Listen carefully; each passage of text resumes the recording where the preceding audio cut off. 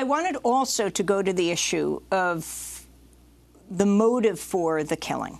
No official motive has been announced for the massacre, but a familiar pattern has emerged.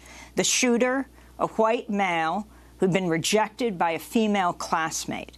The mother of Shauna Fisher, one of the victims in the art classroom where police say Dimitrios Pagorchis entered and opened fire, told the Los Angeles Times that her 16-year-old daughter had 4 months of problems with this boy. He kept making advances on her, and she repeatedly told him no, unquote. Sadie Rodriguez said her daughter recently stood up to him in class and, quote, a week later, he opens fire on everyone he didn't like, she said. Rodriguez also spoke to Houston station ABC 13. How do you do that when someone says no, they don't want to be with you? He had to be mentally unstable. You know, nobody was paying attention to him. He's going to school wearing upside-down crosses, you know, in trench coats. While investigations into the attack are ongoing, the Santa Fe shooting could be the second school shooting in recent months driven by such rejection.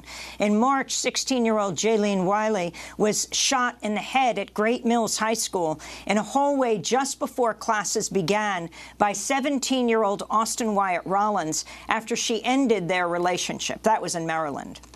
Her injuries left her brain dead, and she later died after she was taken off life support by her family. I want to bring into this conversation Soraya Chemaly, a journalist who covers the intersection of gender and politics, director of the Women's Media Center Speech Project. Soraya, one more time, though this hasn't been confirmed, the mom of one of the shooting victims says that this shooter, now in custody, went after her daughter for months, trying to make her his girlfriend.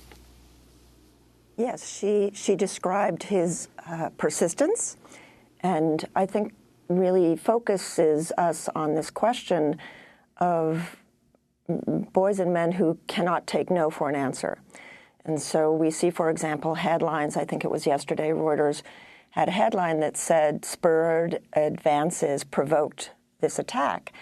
And headlines like that are particularly unhelpful because it actually sort of reverses the trajectory of the harm and leads to conversations about shooters like this really being bullied and defending themselves. So we see in a lot of these cases of shooting two primary metaphors to describe what's happening. One is a metaphor of war and sort of self-defense, and the other is of disease and pathology. I would argue that both actually hide and mask some of the core issues that we won't talk about, misogynistic extremism and terrorism. I mean, these school shootings often, as you say, include an aggrieved sexual entitlement on the part of the shooter. And so many of these mass shootings, well over 50%, close to 60%, begin with a history or an incident of intimate partner or known acquaintance violence.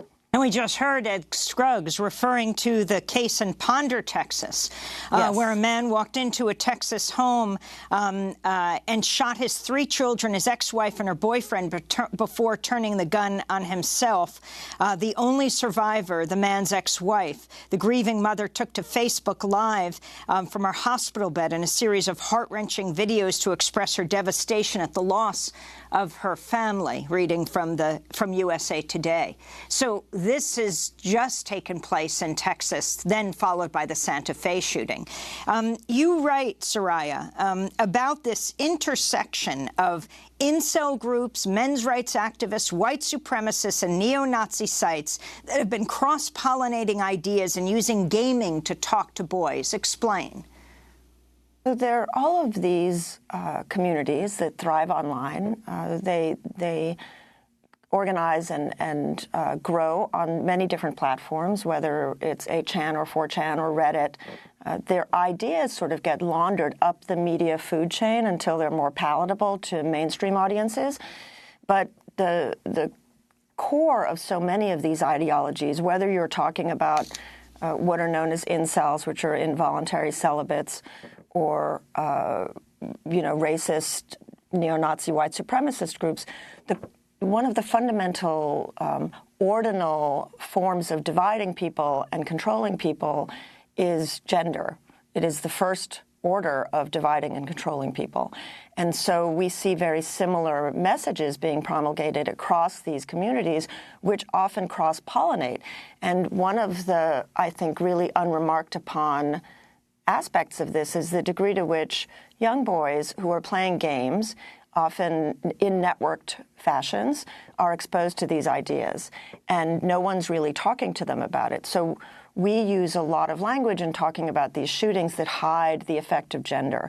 So if we say that people are using guns, really what we mean are boys and men are using guns. If we say that people lack empathy, really what we mean are that boys and men lack empathy. And so in these cases, which are so incredibly overwhelmingly perpetrated by young men, almost always young white men in these school shootings, we still hear people say, well, we don't really have a good profile of the shooter.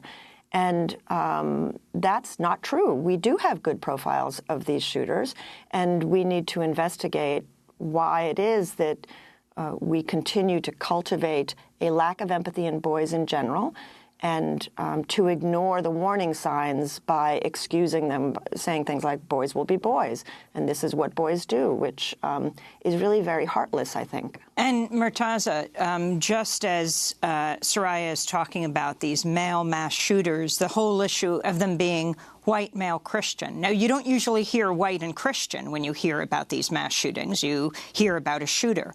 If the person were not white or were Muslim, you hear about their religion. You do hear about their color. Do you think this explains the relative inertia around the issue of gun control? Well, we have a habit in this country that when a crime is committed by a minority group, we generalize that crime to the entire group, where whether it's done by a white person or a white male, it's viewed as individual act. Now, I don't think that we should generalize this act to any category of people, but we should question why we do that for certain cases and don't do that for others. I think that Soraya is very correct to highlight that there is a class of entitled young men who are very angry, and they have the ability to act on their anger in a very broad fashion because of the access to weapons in this country as well. So there's a confluence of different factors here. I think that we should resist the urge to, call this a white Christian terrorist act in the absence of more evidence, but we should also extend the same generosity of categorization to other groups as well. I want to thank Murtaza Hussain, Soraya Chemaly, as well as Ed Scruggs and Colton Parker. This is Democracy Now! I'm Amy Goodman. Thanks for joining us.